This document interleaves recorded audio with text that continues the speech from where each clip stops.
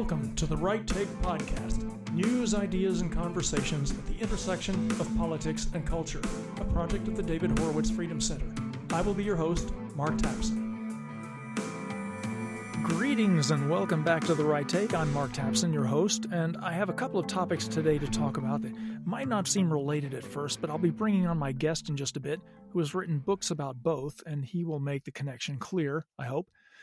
Let me begin by sharing with you an article from the Sunday Telegraph in the UK, something you may have seen yourself, a report that a recent YouGov poll determined that nearly one half of young people in the United Kingdom believe the UK was founded on the back of systemic racism and remains structurally racist today.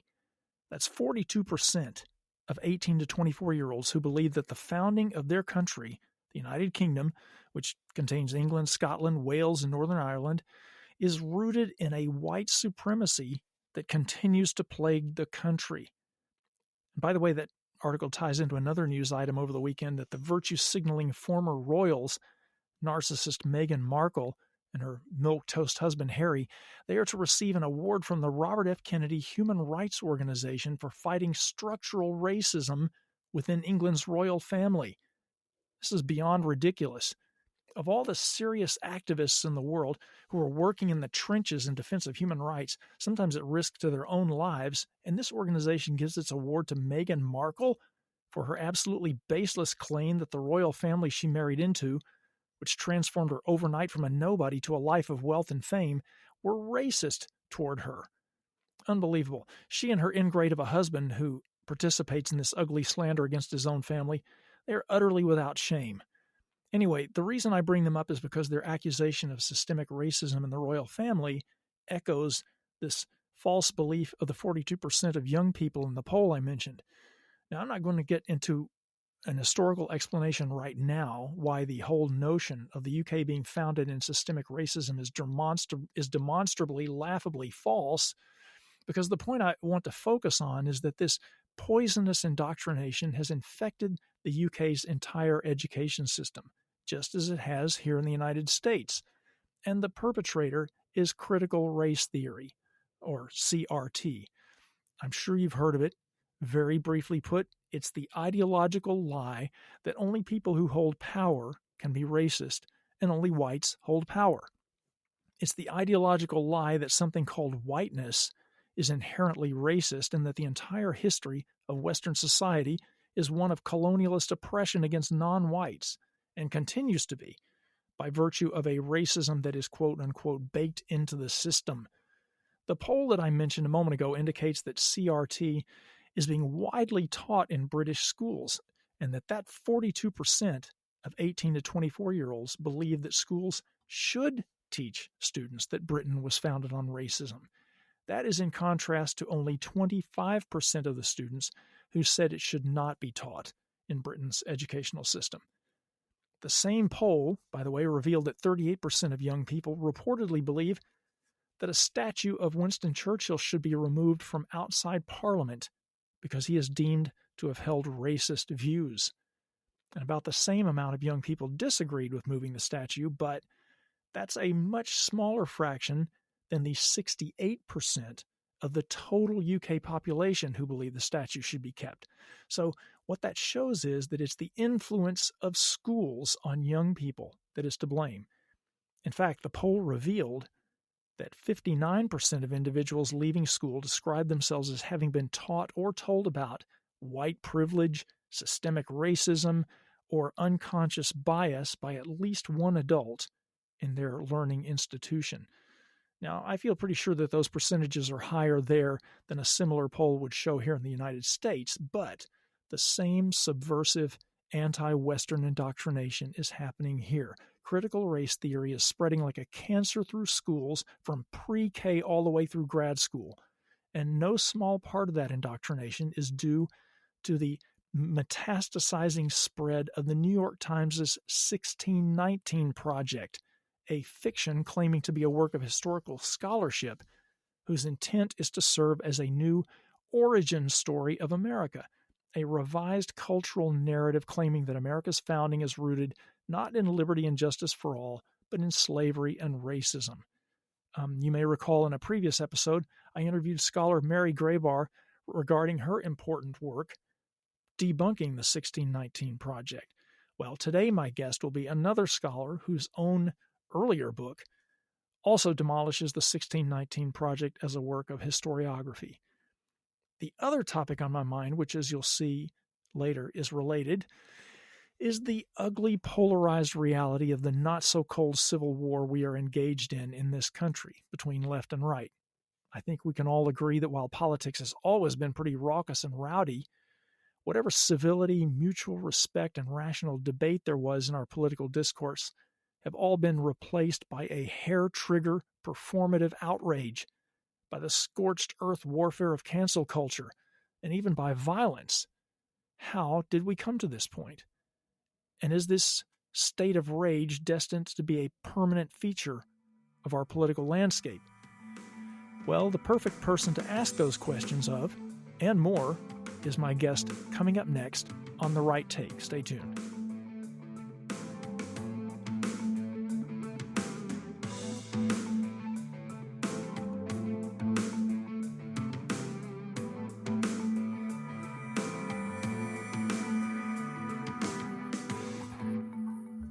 I'm excited today to bring Peter Wood to the podcast. He's someone I had on my guest bucket list from the very launch of The Right Take, but my fellow podcaster at the Freedom Center, Jason Hill, beat me to it and had Dr. Wood on in a very early episode, so I had to hold off for a little bit. Peter Wood is the president of the National Association of Scholars. He's the author of what I consider the essential antidote to the 1619 Project, his book titled 1620, A Critical Response to the 1619 Project, which is now out in paperback, by the way. His most recent book is titled Wrath, America Enraged, and I want to talk about both of those today. Peter, welcome to the Right Take podcast. Well, thank you so much for having me. Well, thanks for making the time to join us. Let's talk first about your book, 1620. I've spoken before on the podcast about the 1619 Project, and I even had your friend Mary Graybar on a previous episode to discuss her book, Debunking It. So our listeners have some background on it, and they've no doubt heard or read a lot about it elsewhere. First, let me ask, why is your critique called 1620?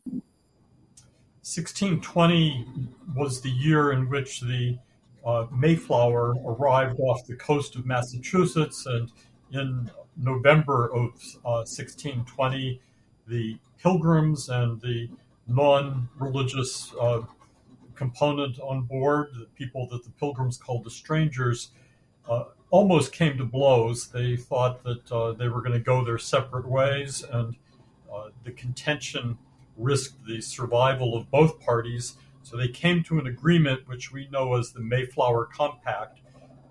That Mayflower Compact established for the first time a model for how self-government could take place in the New World.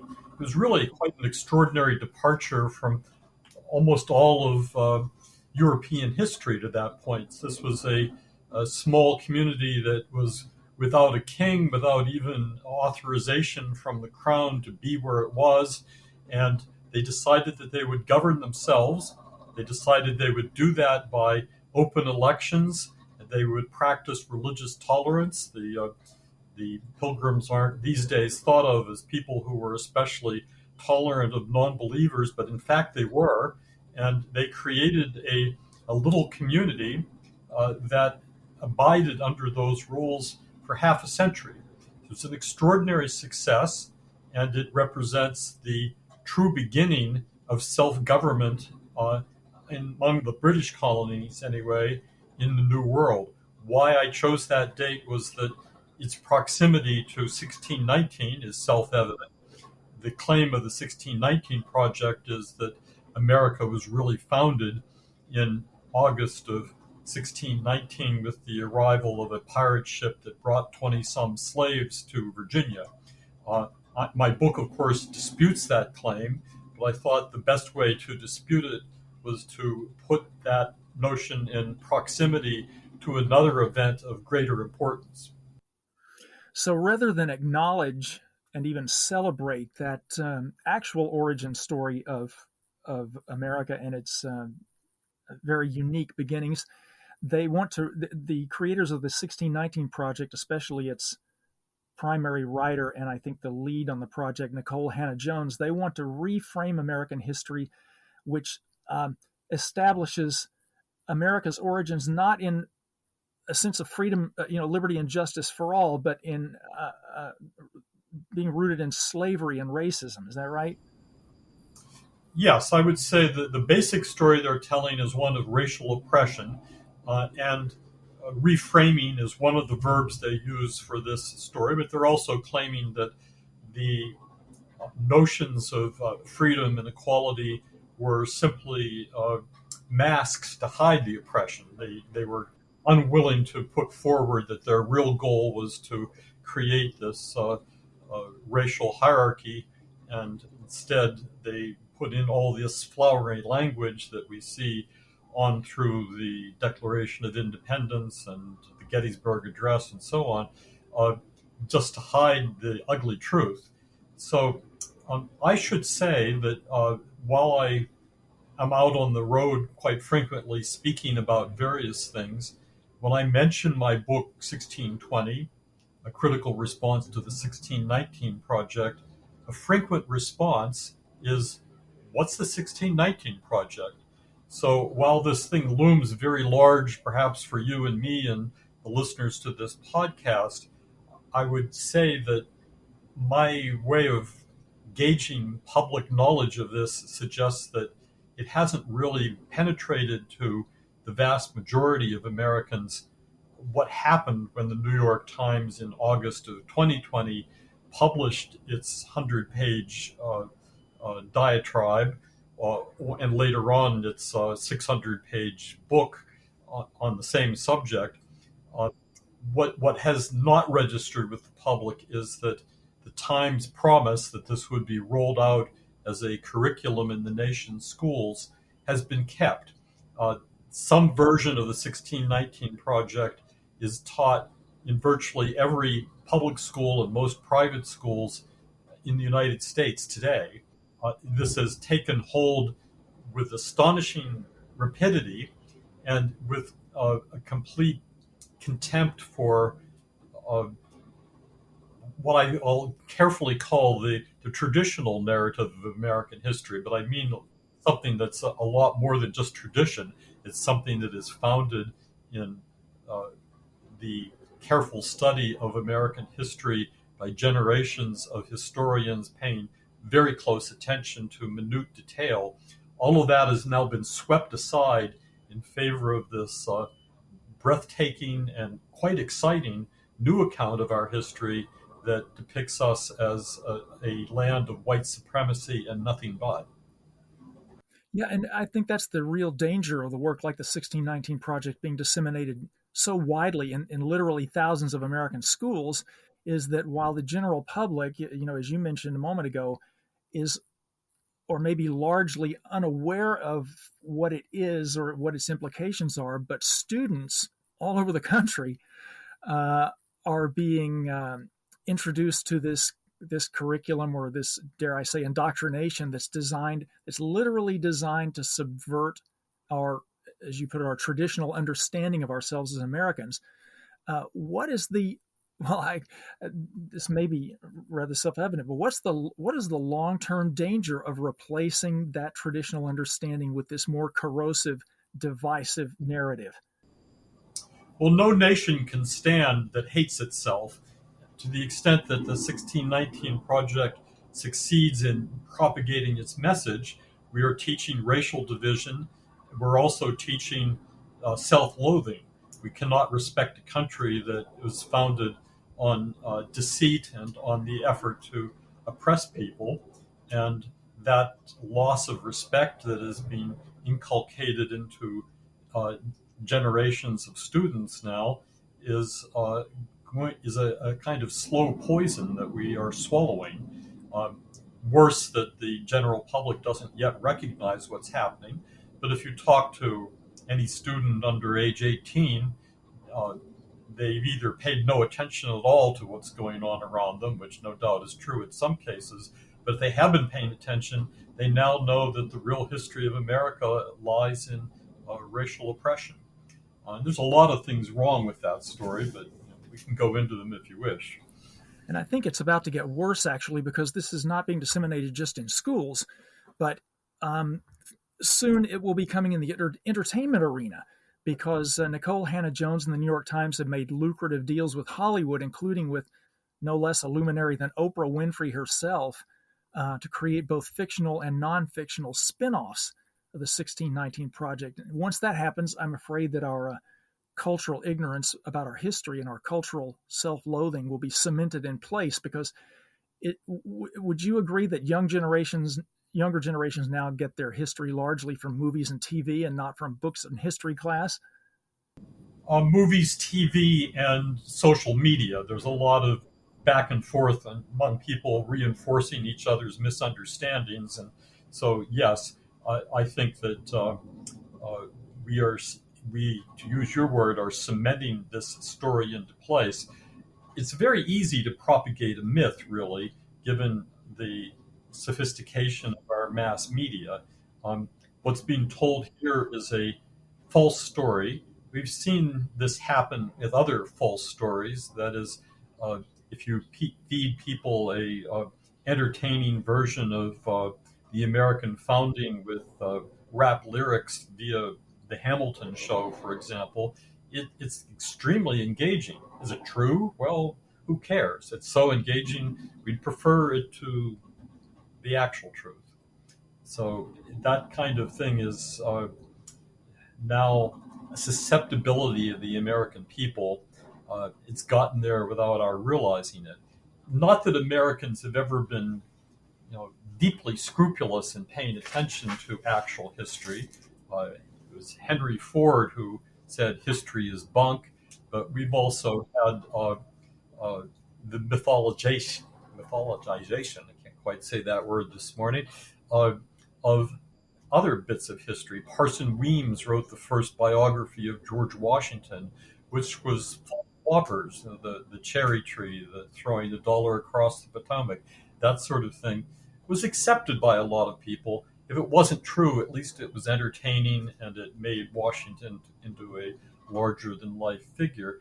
So fake history has always persisted alongside real history, but we've attempted, and until recently, I think fairly successfully, to sort the two out. And we might want to pass along the story of Washington chopping down the cherry tree and telling his father that he cannot tell a lie, because it does say something about who Washington was. But when we pass that story on, we also pass along the reality. It was that there's no evidence to say it ever happened. It's just a way of talking about things. Um, I don't see that as part of the what's happening with the 1619 project. There's nobody around saying, well, this didn't really happen this way, but we want to tell this story because we want to entertain you. I wouldn't think that's much of an improvement, but it would be some improvement. Well, yeah, I want to follow up a little bit on that notion of cultural susceptibility that you talked about, which you call the willingness of a people to believe. Or sorry, you write that the willingness of a people to believe the worst about themselves makes that people culturally susceptible to stories that disparage the accomplishments of past generations and demoralize the living.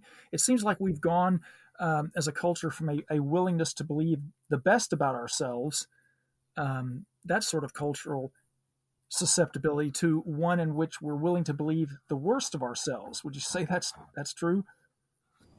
Yes, I think that is true. And of course, across my desk almost every week come several new important academic books, many of them on history.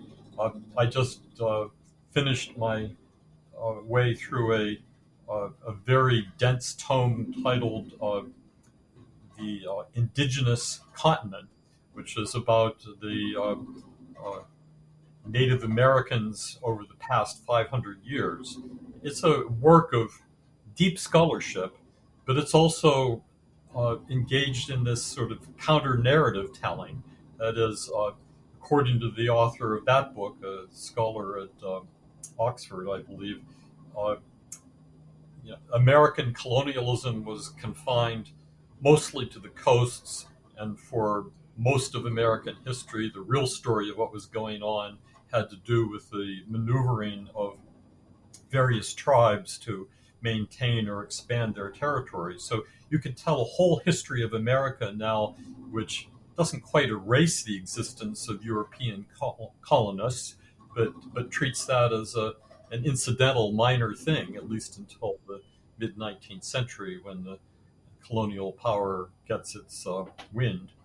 Um, so, yeah, we are in the process of learning how to uh, if not entirely erase our past, rewrite it into a form that suits the temperament of the times, which is that we're not a very honorable people. We've done little other than oppress when we're not oppressing uh, people brought here involuntarily from Africa.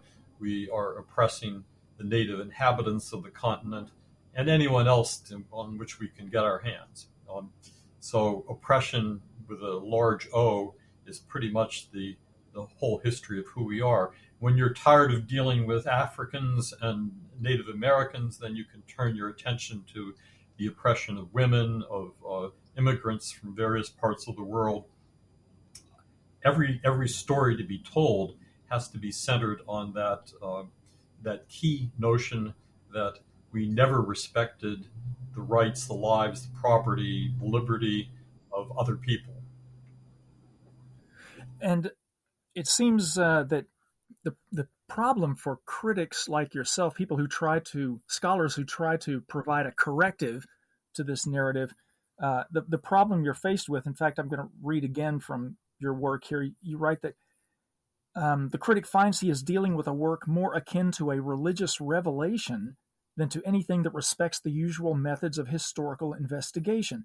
The 1619 Project, though riddled with errors and knowing falsehoods, has accumulated power over readers by dint of telling a story that they want to hear and to believe. No amount of rational refutation will change that.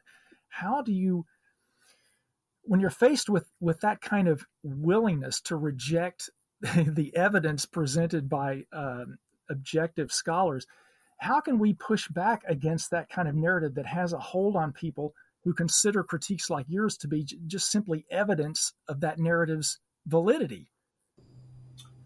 Well, we can only do what we can do. As a scholar, I tried to write a book that respected the evidence and that did not engage in polemic, at least not very much. And it's been read by the people who've taken it up as that. I want to be fair-minded because I don't think you defeat unfair-mindedness with its mirror image. Um, and that said, I think there is a point at which uh, maybe not the authors like Mary Graeber and me who have taken up the task of trying to refute the content of the 1619 Project, but the general public should be willing to express a certain degree of outrage at what is going on.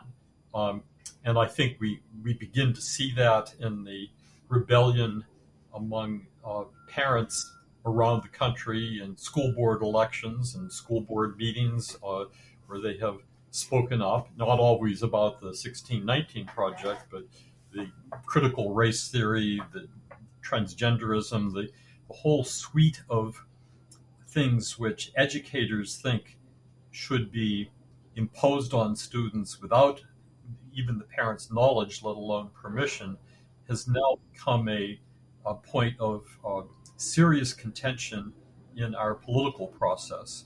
And while I don't uh, see myself as a central instigator of that grassroots rebellion. I welcome it. And I also welcome the fact that some of those parents showing up at school board meetings are carrying copies of my book. Uh, they, they want to get across the idea that what is being presented as a legitimate counter narrative by Nicole Hannah Jones and her fellow writers uh, has been seriously challenged, and not simply by people on the political right, where I place myself vaguely, uh, but by serious scholars who are either traditional liberals or in some cases outright Marxists.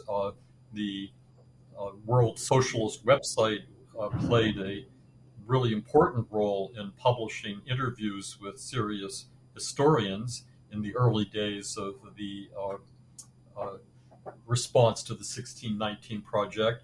And they've also published their own book akin to mine. So I should, out of fairness, give it a shout out. It's titled The New York Times 1619 Project and the Racialist Falsification of History, edited by David North and Thomas Bakaman. Well, these guys are old style Marxists who are exercised, I would say, mostly by the notion that you can replace factual history by fable making. They think that to tell the factual history, you should be paying a lot more attention to materialist history, and that replacing the uh, the injustices of the class system with injustices of race and ethnicity is a bad idea. But North and McCammon are serious scholars, and they put together a repost to the 1619 Project, quite different from what Mary and I have done in our books. But it's important to say that this stuff exists. There are people who are making a concerted effort across the political spectrum to push back against the travesty of myth making in the name of history. Um, what can we do when people put their fingers in their ears and say la la la la la? They're just not going to hear you or listen. Well, uh, you don't waste too much time in trying to extend a debate with such people. I've tried repeatedly to get Nicole Hannah-Jones to even talk to me, and she doesn't. Occasionally, she'll tweet something out about her critics, but for the most part, the New York Times Project has taken the approach that anybody who disagrees with it is racist and can be ignored. Um, so, if you can't address the people who are the instigators of the project, who can you address? Well, we can address the school boards. Since those are elected bodies, eventually they have some kind of responsiveness to the public. We can address the teachers' unions, which have been complicit in expanding the 1619 Project. They're less vulnerable to criticism, or they wouldn't even exist, but we are having to go to the places where we can get some kind of hearing. I also think, and I more than think, I've acted on the idea that there is a place where our elected leaders in state legislatures and perhaps even the federal, the U.S. Congress, should be paying attention to this. And there's been significant progress on that, but it's a complicated issue. One does not want to come out in a fashion that says that can be read as outright censorship. Um, I cannot control what a history teacher in a secondary school someplace actually thinks about American history, nor would I want to.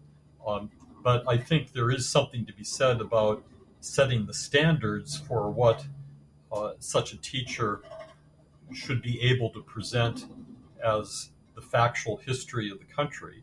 Can they find textbooks that support their new mythologized view? Well, yeah, sure they can. The 1619 Project now exists as a hefty book. I'm holding it in my hands as we speak. It's about 600 pages long, full of footnotes, unlike the original 100-page newspaper version of it. It looks something like legitimate history. Only once you've dug into it can you discover that it is really a ballooned version of the earlier pseudo history. But Could we ban that book in the nation's schools? I don't think so. Uh, but I think what we could do is say the following are the authorized history texts that can be used in the schools. If teachers are going to try to supplement that with subversive works of their own choosing, um, I wouldn't be willing to go so far as to say uh, you can't do that or you're going to be fired or sent off to jail or something like that. We have to deal with the fact that this is now a live contention, and people, some of them of goodwill, think they're doing the right thing by presenting to their students a counter narrative. Well, okay, let them present the counter narrative within bounds, but make sure that the counter narrative is not presented exclusively, or to use a favorite leftist word, in a privileged manner. That is, if you want to teach American history, uh, let's teach the what amounts to a standard history of the United States. And after you've done that, you can bring on the fact that there are these people on the side who disagree with that standard history and have an alternative version of it. A new origin story, as the title of the new longer version of the 1619 project. Well, it's a new origin story that happens to be factually false. Can we trust say 15, 16, 17-year olds to prefer being told the truth or being able to study original documents and discern the truth to this new, what amounts to a kind of comic book version of American history? We do have a comic book version of world history now with the Black Panther and the mythical kingdom of Wakanda in Africa. The 1619 project is not far different from that. What Nicole Hannah Jones says happened in August of 1619 didn't actually happen, or at least not as she tells it. Uh, uh, that's a story that I gladly tell people, but there's a uh, there's a resistance to paying attention to something that happened so long ago. But let me take a moment and just try again. The 1619 Project presents slavery in the New World as something that was invented one August day in 1619. Before that, apparently it didn't exist. You won't find anything in the 1619 Project about the reality that slavery was, first of all, an indigenous institution in the United States. Those 500 or so tribes in North America, most of them practiced slavery. They captured slaves from other tribes. Slaves were treated in sometimes far worse ways than uh, English slave owners treated them. People could be dismembered, or they could be eaten. Um, the torture of slaves was a kind of sport for the Iroquois, for example. Um, but slaves used as slave labor were also part of indigenous America. Tribes that practiced agriculture frequently made use of captives to do much of the hard work for them. Um, Now, okay, so slavery was already here. It also was adapted in a form to accommodate the arrival of Europeans. We have a slave narrative from a Spanish figure who was captured in Florida in, I think it's 1517, and traded as a slave among a number of tribes until he finally escaped and made his way to Mexico City. Uh, so Europeans were subject to indigenous slavery as well. And if the people in Jamestown were interested in the institution of slavery, they could have copied it from their neighbors. It was right there in front of them all the time.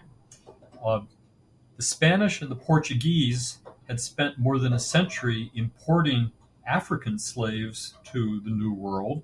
They also, of course, were enslaving native peoples. So slavery was going on in every which direction, but most of that slavery went to the Caribbean, to South America, Brazil in particular, and to Mexico. And there were some early attempts by the Spanish to establish slavery in what is now the United States, in Georgia and in Florida. Those failed, but slavery was here on the coast of North America for about 100 years, practiced by Europeans before the Jamestown event. So what is the significance of what happened in Jamestown? A English pirate ship under a Dutch flag, the ship was called the White Lion, intercepted, along with its sister ship, a convoy of Spanish slave ships headed to Mexico. They captured one of the ships. They took most of the slaves on board and sold them in Bermuda. But they had a handful left over. We don't know the exact number, 20 some is what the records say. And they brought those captives to Jamestown, or the port near Jamestown, where it traded them for food and supplies. And then the pirates left. What happened to those individuals? Well, Jamestown did not recognize the institution of slavery. It did have law and rules, but it did not have slavery. So it converted the slaves into, as best we can tell, indentured servants, along with quite a few Europeans who were in Jamestown as indentured servants. The difference between slavery and indentured servitude might not look that great if you're just looking at the moment, but a slave is a slave for life unless manumitted. A indentured servant served a term, usually 7 years, and was then set free. We know what happened to those slaves that arrived on board the White Lion and a second group of slaves that came a little bit later. They were in fact set free. They intermarried with the white population. In many cases, they gained ownership of land. We know this was not just a fiction because we have a record of legal cases in which disputes between the former slaves and the white residents were brought to court, and the slaves prevailed in court. They got justice. So whatever happened in 1619 is a little bit murky. We'll allow that, but it certainly wasn't the beginning of chattel slavery in the New World. That had existed long, long before 1619, and even then, 1619 was not an instance of it. It was just an instance of the importation of people involuntarily, but they were relatively well treated. Certainly, arriving in Jamestown, maybe not the most pleasant place in North America, but still was a whole lot better than being on a sugar plantation in the Caribbean or being sent to the mines in Mexico, where a life of a few years was about the most that could have been expected, and subsequent freedom was off the table.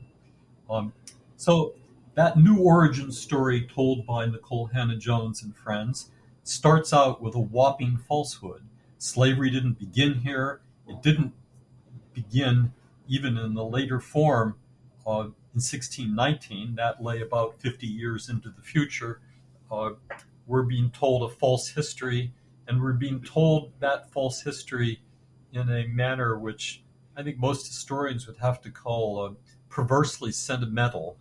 If you've ever seen the television advertisement that the New York Times mounted for the 1619 project, it's full of swooning music and murmured voices and this image of oh, what a great tragedy it is, but it's also elevating these individuals to a status of tragic victims, were in fact not tragic victims so much as the rare winners in a terrible institution. They were enslaved. They were captured in Angola and sold. They were shipped across the Atlantic in deplorable conditions. But in the end, they were the winners. They gained their freedom.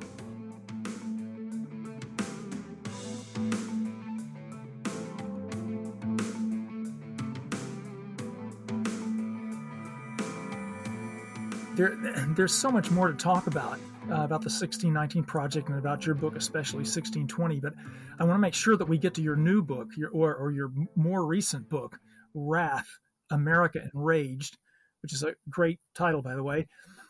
In the foreword to the new paperback edition of your book, 1620, you make a connection between the 1619 Project and the subject of your new book, Wrath. You mentioned that the 1619 Project actually helped usher in the world that you write about in Wrath. Can you elaborate a little bit on that? Sure. Well, the 1619 Project was meant to accelerate and intensify racial division. And it took hold in a number of ways, but probably the most conspicuous connection between the two books was what happened after the death of George Floyd in police custody in Minneapolis in 2020. I'm sure everybody listening has vivid memories of this period. Within days of Floyd's death, there was a riot in Minneapolis. Buildings were burned, people were hurt, uh, and then that riot was emulated all across America, many small towns as well as big cities. I'm talking to you from New York City, and I vividly remember seeing Madison Avenue and Fifth Avenue boarded up for miles around. The What happened? Well, uh, Nicole Hannah Jones tweeted that she would be honored to call the ensuing riots the 1619 riots. And if you remember looking at the uh, monuments that were toppled all over the place, in many cases they were spray painted 1619 as they lay on the ground. Uh, there was an active connection between the rioters and the thought that what they were doing in the name of justice for the revenging America for the oppression that began in 1619. Now, who actually did the spray painting? I don't know if these were angry African Americans doing it, or their copious number of white supporters who likewise were suddenly overflowing with outrage at uh, the injustices revealed by the 1619 Project. But in any case, the it timed with the frustrations of the great COVID-inspired shutdown came this eruption of ill feeling that labeled itself the 1619 Project. That's not my doing. So wrath was on the scene, enacted by people thinking of themselves as agents of some kind of revenge against America's past. Uh, what happened there, of course, led onwards in September of 1620. I was one of several people invited to the National Archives to talk about the teaching of American history. President Trump was there too, and he gave prepared remarks in which he said that the uh, effort to put 1619 Project into the schools had to be countered with the creation of what he called a 1776 commission, um, uh, which, though announced that day, wasn't really formed until December. So, in the very last days of the Trump administration, uh, the 1776 Commission came out with it's call it something like about a 30-page preface to what the teaching of American history might look like. Because all uh, left-minded people in the country instantly denounced this thing as a sham, and the commission uh, naturally disappeared with the inauguration of our new president. So the effort there pushed back. But of course, by that time, a great many Americans, and I will have to include myself, even that if that means this podcast gets uh, vanished down the memory hole, believe that the 2020 presidential election was marred by various kinds of misdoing. Some of it was data manipulation, some of it was false votes, but in any case, it left a large number of Americans. Polls were suggesting it was in the range of about 60%, thinking that that election was marred. Uh, the result of that was, of course, the riot on Capitol Hill on January 6th, 2021, and uh, the response from, again, the major media and so on that treated this riot as a sedition, as an attempt to overthrow the government, and so on. Um, so we had reciprocal wrath taking place.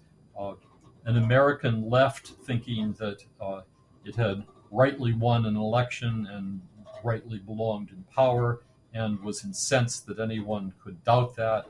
Uh, a press led by the New York Times that referred to any doubts about the validity of the election as the big lie. Uh, uh, President Trump continuing his efforts to establish that he had been done an injustice, um, and the fury that was uh, developing among people on the right in America that uh, our country was being stolen from us. And uh, when I wrote Wrath, of course, it was before the midterm elections, but I was pinning some hope on the restoration of justice through a legitimate 2022 election.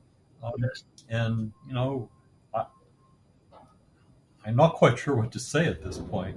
I come away from the 2022 election with doubt. Uh, I think that some elections were handled fairly. The voting procedures were established in Florida, for example, where anybody who was clearly a registered voter could vote and did vote. Uh, but we have other states. Arizona is conspicuous, where very strange things happened, and we don't quite know what happened. Um, it's difficult to control the election of every congressional district in the country. It's not so difficult to interfere with the election of senators and presidents. So, right now, one of the outcomes of the Great Shutdown, which provided the excuse for uh, massive absentee balloting, the use of drop boxes, um, the extended voting on either side of election day, uh, which opened the door for suspicious activity. Now, whether anyone can say with finality that uh, elections were stolen, I leave to others. I do find it, as many others do, uh, a matter of incredulity that uh, President Biden, without campaigning, spending much of his time in his office, in his basement, uh, was able to gain, we're told, something on the order of 80 million votes, more than any other presidential candidate has ever won. Um, so one looks at that, and one looks at Trump's performance, where he officially gained about 74 million votes, um, and which was also extraordinarily high. And we would have to think that what happened in the fall of 2020 was this fantastic anomaly where uh, tens of millions of people voted who had never voted before and probably will never vote again. Uh, and they all happened to favor the candidate who hadn't campaigned. Uh, why they did that? Because they were uh, infested with a visceral hate of Trump and were willing to vote for anybody to get rid of Trump. Well, I think there are people who felt that way for sure. I've met quite a few of them. Um, but I'm not persuaded that they actually prevailed in the election. Um, I came away thinking, well, mischief happened. Let's just call it that. And uh, the um, the result of mischief happening and people finding themselves entirely unable to even express that opinion publicly, with or without um, evidence, or with or without deep knowledge of voting irregularities, but suppression of their ability to express themselves and their sense that their um, government by the people and for the people had been captured by a ill-willed political cabal has created the basic condition for what I'm calling wrath. Of course, I'm trying to make a distinction. I don't know how well this sits with readers of the book or people in general, between anger and wrath. I think anger can express itself, um, and usually, once expressed, can work towards some sort of resolution. Wrath is what happens when any form of expression and possible resolution is blocked. And the wrathful person thinks, now have nothing to lose, but by rebelling against this order that has been imposed on me. Wrath is the stuff of revolutions. Are we in a revolutionary situation in the US? I don't think so, but I think we're working our way towards that. Um, and maybe the results of the 2022 election and the rise of uh, a Republican dominated or controlled House of Representatives will be sufficient to let some of the ill feeling relax a bit in hopes of a better deal. Or maybe not, because we're also seeing that our kind of shadow government, in which we have uh, a president who is obviously incompetent, but is being used as a prop by um, unnamed people. We can only guess at that, to impose on the country a kind of radical left regime, is leaving vast numbers of Americans unsettled at best as to what kind of country we are in. Uh, and that touches on a great many issues. The open border with Mexico, in which we are being flooded by many millions of illegal immigrants who are being farmed out across the country. The efforts to destroy the spirit and much of the practice of the U.S. military by imposing on it the woke restrictions, not just on race, but on COVID and other matters, transgenderism. Um, this debacle that we faced in Afghanistan, which has not been forgotten by most Americans, all of this points to a government that appears to be deeply opposed to the best will and best wishes of the American people, and yet we're powerless to do much of anything about it. Um, and elections, of course, are a crucial part of this. I doubt that there's ever been an election in the country, perhaps other than George Washington, that hasn't had some elements of electoral mischief in it. But never has it risen to the level of sheer effrontery that we see now, in which uh, obvious fraud is ignored by the mainstream press, and the complaints of the people, the oppressed, may I call them that, uh, are shunned aside. Um, so, but let me be clear. I think there's now a intensification of our cultural divisions. Uh, some of that is racial, and it didn't begin with Nicole Hannah-Jones and the 1619 Project, but she was a major uh, proponent of it and helped expand it.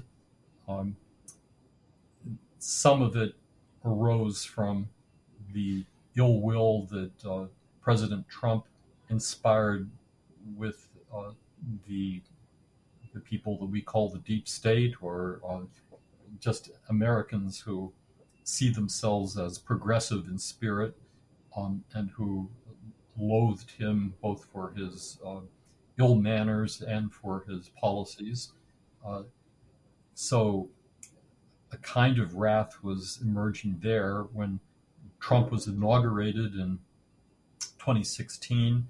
Uh, Washington, D.C. was the site of a progressive riot, of which the press made little account, but there it was.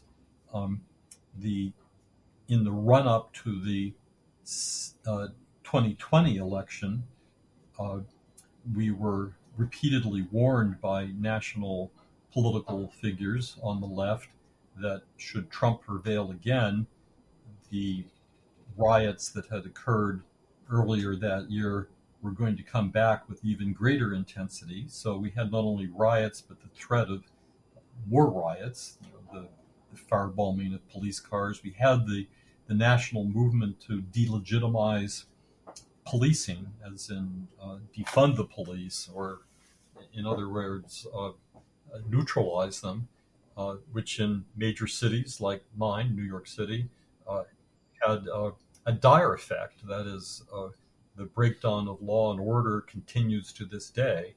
So, what was going on there? Well, there was resentment among some people at the petty injustices, and sometimes not so petty injustices, of police officers targeting blacks. But it was coupled with a profoundly false story about how the deaths of black individuals being pursued by police or in police custody was some kind of remarkable and large number, whereas in fact the number is minuscule and contrasts with the horrendous loss of life in black on black shootings in major cities, including New York. Chicago stands out. Now, uh, there's a great deal to be said about the confusion that sets in when a narrative, Nicole's happy word, gets established that runs counter to visible facts. Um, Nobody living in inner city neighborhoods really believes that the big problem is too many police or too vigorous policing. They believe the problem is gang violence and also general lawlessness. Well, they believe that, but they don't vote that. Um, so we're we're in this odd world where we are faced with a breakdown of the possibility of fair-minded exchange of views when people now try to talk about uh, the policing issue. They will be silenced if they don't stick to the new narrative. Our current mayor here in New York um, acknowledged the existence of uh, the problem of lawlessness, and he's now denounced by the New York Times for having, uh, by speaking up, resulted in a whole bunch of Republican victories in congressional races. So the price of speaking up is that you're helping the other side. You're a kind of traitor. Well, I'm at a loss to think that the culture wars are going to go away until we can learn some way to speak about our differences that does not result in a concerted effort to uh, forcibly shut people up, either by denying them access to the media, including social media, uh, or by punishing them, throwing them in jail.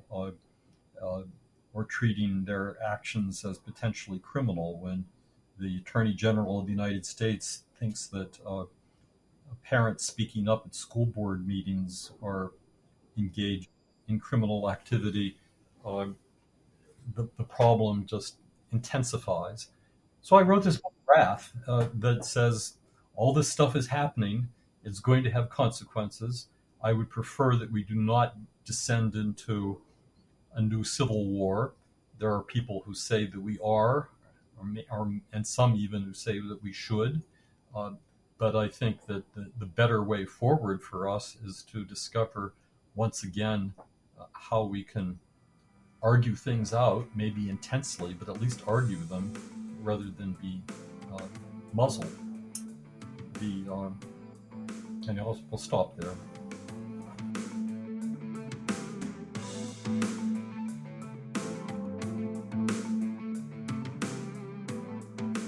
Yeah, you write in the book Wrath that one of your intentions in writing it was you hoped to teach readers, quote, how to put some righteous anger to good use in the effort to save our country and our civilization from an approaching barbarism, unquote.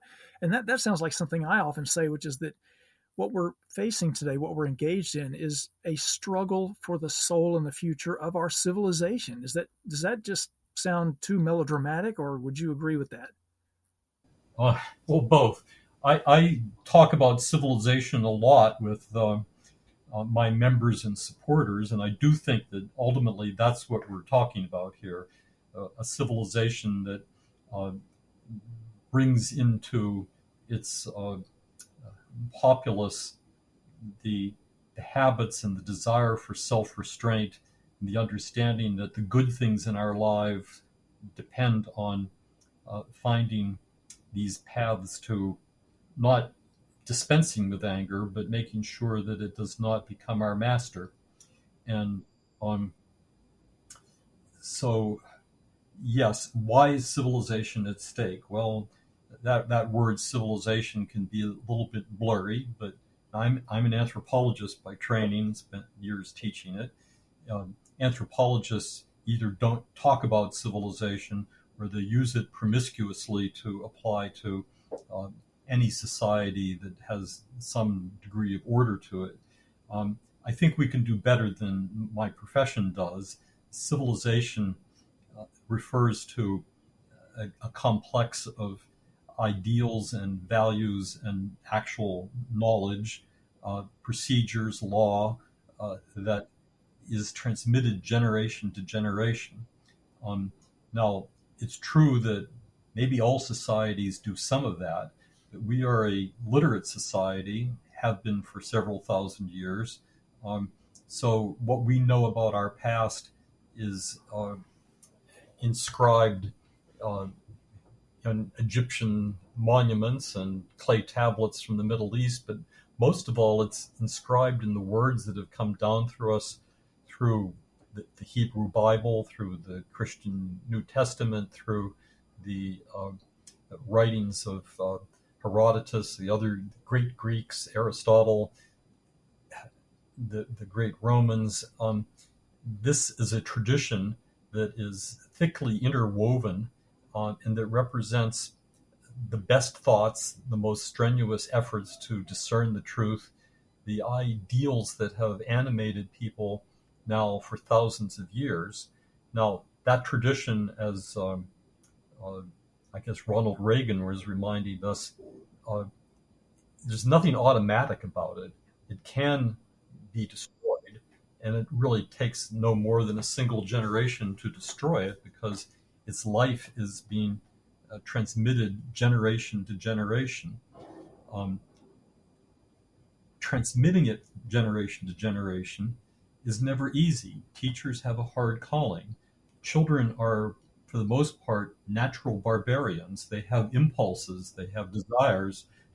They don't necessarily have the patience to learn uh, the things that really matter to adults. So adults need to be both patient and shrewd and committed and clever to finding ways to engage young people in the pursuit of something that's better than where can I get my next video game, my next candy bar, my next exciting experience on the playground. Um, we do know how to do those things. We've been doing them successfully as a country for several hundred years. Uh, there is a culture that we have that could be passed along, but it's always in uh, competition with other things we could be doing. We could be going out slaughtering vast herds of buffalo because it's easy to do and kind of fun, or we could be engaged in stealing land from the Plains Indians. We could be uh, watching lots and lots of Hollywood movies. We could be pursuing the pleasures of pornography. All those things that compete with what's at stake in a civilization are always there. They're always luring people, especially young people. So it requires a concerted effort to push back and say, these are the things that really matter. Now, who makes that concerted effort? Well, it always starts with the family, um, and then it extends from the family into the schools.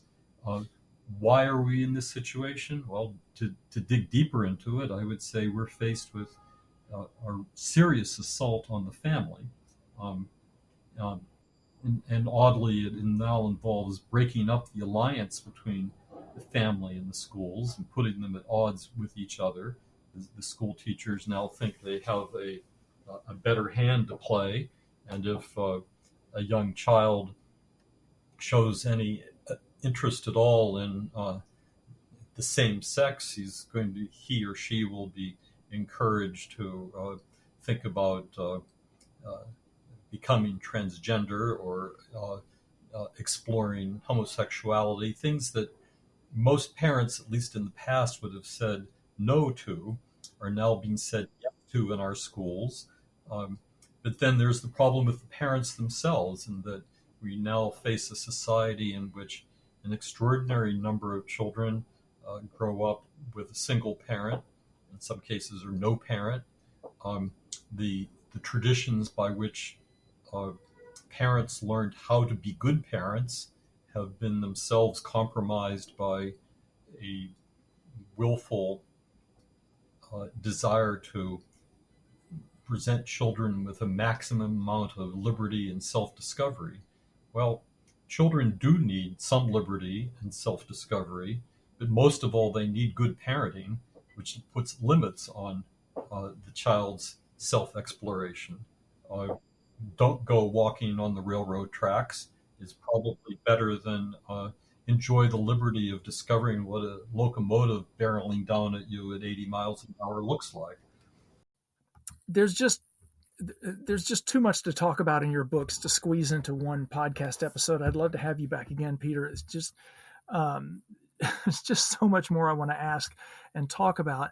Let me just ask you finally one real quick question. You've already kind of touched on this, but are you optimistic at all that we can recover some degree of self-restraint and civility as a culture in our political interaction and our cultural interaction too, or is this what you call the new anger, this performative wrath? Is that here to stay?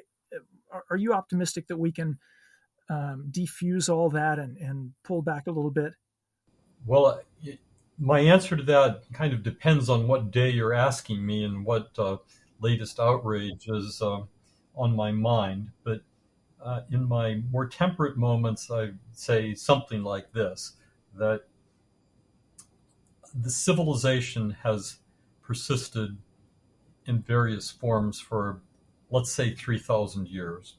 Um, During that 3,000 years, there have been times of really steep cultural decline, um, and when things appear to be breaking up, and probably to the point where they're not going to be uh, put back together anytime soon. While there are many points there, let's just choose one that's probably most famous, which is the breakup of the Roman Empire and Europe's descent into an age of barbarism, which we used to call the Dark Ages, but now we've decided no age is truly dark, and the period of warlords having at each other in Europe and turning the population to serfs wasn't dark at all. Uh, well, that out of that kind of decline, something emerged. I guess at least the old word for it was Christendom. Uh, Slowly, somehow, bits and pieces of the classical past, along with the rise of Christianity, began to restore Western civilization. It may have even synthesized Western civilization in a new way. Um, and out of uh, the High Middle Ages and Renaissance, the Enlightenment, came a new version of our civilization, still perfectly capable of doing horrendous things. The Holocaust happened within the civilization that we now inhabit. Um, so I don't have the kind of optimism that says our entire past was a glorious story of wonderful things and it will get back on track if we just let it. Um, Nothing happens if we just let it. We have to be willing to make a really concerted effort to discover what was best in our past and make sure that that carries on to the future. Um, can that happen on a mass level? And my answer is, well, it can, but it probably won't. We've had two great awakenings in American history in which there was a serious revival of Christian commitment uh, that made a difference in their times. Uh, the I don't really see any reason to think that something like that is going to happen anytime soon. What I do think can happen is that uh, a relatively small minority of people can go a long way towards preserving what's best in a civilization. And what counts right now is the act of preservation, not so much the notion that we should be hopeful that there's going to be a great restoration anytime soon, but that those of us who care about these things need to be sort of provisioning uh, the future. My wife likes to say, help your future self. And I like to say, yes, uh, we should be helping uh, the future self of our civilization. Uh, it will recover in time. It's a very powerful set of ideas. Um, and those ideas and the ideals behind them uh, can reassert themselves, but they probably will have to skip a couple generations to get there. I don't have a lot of optimism about the people who've been uh, populating the ranks of the so-called educated over the last quarter century or more, maybe over the last 50 years. Um, and therefore, it's going to be a self-selected group of people who have an almost fanatical zeal to make sure that we don't lose the most important parts of our past. Now, no one individual can be held responsible for all the important things that make up our civilization's legacy. So it takes the Hillary Clinton idea. It takes a village, but in this case, it takes a village of people who are somehow accidentally well educated or have become self educated by the hard effort of doing a lot of reading and a lot of going to museums and symphony orchestras and things like that to fall in love with the best uh, cultural expressions of our civilization and also to be committed to what it takes to continue the Enlightenment versions of our civilization, the pursuit of rigorous knowledge through science and math, um, the preservation of our religious heritage matters as well. And as I've already mentioned, the preservation of our family. We can all do those things. We can all do at least one of those things um, if we're inspired to do them. So, how optimistic am I?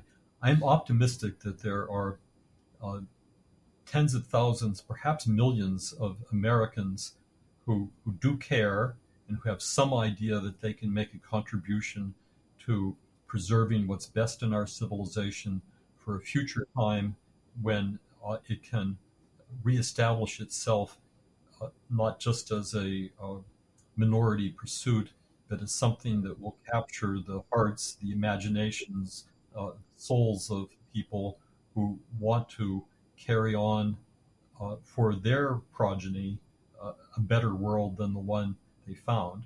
We're not getting there by way of cultivating wrath, resentment, division, um, and the various toxins that we've allowed into our bloodstream by treating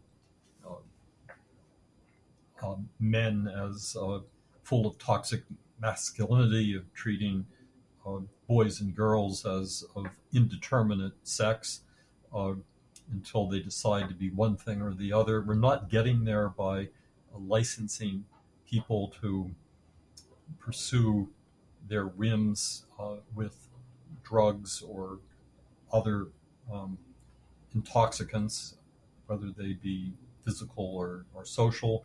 Uh, those things will have to burn themselves out.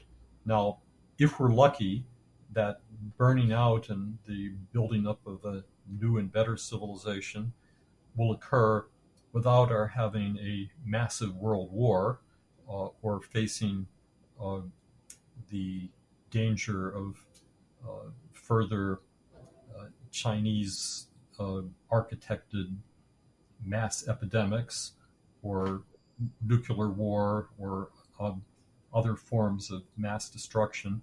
I don't underrate the possibility of those things. Malevolent actors are out there. Uh, they don't want us to thrive. Um, there are a great many Americans who are either indifferent to those dangers or in some perverse way welcome them. And on that score, I think I do need to add something else. While I rate the danger of uh, President Xi's malevolent interests in world domination as real and important, I think the greater danger we face right now is self-immolation through the uh, twin cults we have developed. One I've mentioned several times already, the transgenderism, the destruction of the difference between the sexes as a positive thing. Um, the other one that I haven't mentioned has been the cult of climate catastrophism, um, on which I've spent a good deal of time on this topic as well. I simply think that the belief that the world is in grave peril of irreversible climate damage brought on by human use of carbon based fuels is a myth of every bit as much dubiousness as the 1619 myth. Um, so, if we convince a whole generation of children that the Industrial Revolution was a mistake, that we all need to get with Greta and work for the institution of some kind of communism minus the material basis of energy production, or if we believe in the wish fulfillment of supplying the energy needs of an advanced civilization via windmills and solar collectors, then we really do face extinction as a civilization. Uh, that has to be stopped in one form or another. Um, we're not really getting any help in that from the actual producers of energy who have become Stockholm syndrome institutions. Where we do face this issue that um, the only ways in which we can currently meet our energy needs are through fossil fuels and nuclear energy. Um, we are demeaning one and refusing to even consider the other. The result of that will be catastrophe, not just for us, but for the whole world. The third world needs energy every bit as much as we do, and denying them the use of fossil fuels uh, and with make-believe solutions such as transfer payments from the first world won't get us there. So I'm just giving you the lengthy answer to the question of how optimistic can I be. Well, I can be optimistic on one side, but when I look at the generation of young people who bought the climate catastrophe fantasy hook, line, and sinker, I'm not at all optimistic. Yeah, I hear that. I totally agree. Well said. Peter Wood, great stuff. Thanks for bringing your insights to The Right Take. Great books also. I want to urge everybody to get a copy of 1620, A Critical Response to the 1619 Project, and also Wrath, America Enraged. Both of those are just really necessary reading for understanding what's happening at the intersection of politics and culture. Dr. Wood, please keep up the great work and come back anytime. Thank you so much for having me.